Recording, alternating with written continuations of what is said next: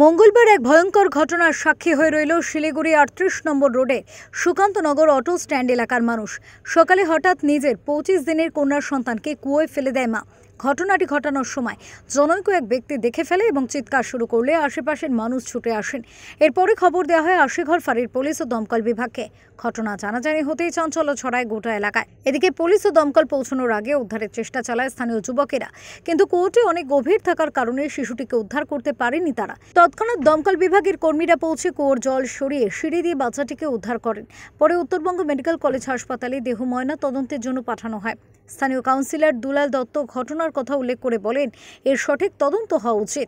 বাচ্চাটা ওর মা মানসিক রোগগ্রস্ত, মাঝে মাঝেই নাকি বলতো যে বাচ্চাটাকে ফেলে দিব কোথায়, তা ওর বাবা খুব নজরে রাখছিল। তবু আজকে অঘটনটা ঘটে যায়। তার বাবা সকালে এসে, তার বাবা গাড়ি চালায়, সকালে এসে শুয়ে পড়েছিল এবং বাচ্চাটা পাশেই শুয়েছিল। তার মা কখন বাচ্চাটাকে নিয়ে কুয়োতে ফেলে দেয়। কুয়াটা কিন্তু ঢাকনা দেওয়া ছিল প্লাস্টিকে, সেই প্লাস্টিক খুলে দিয়ে বাচ্চাটাকে কুয়োতে ফেলে দেয়।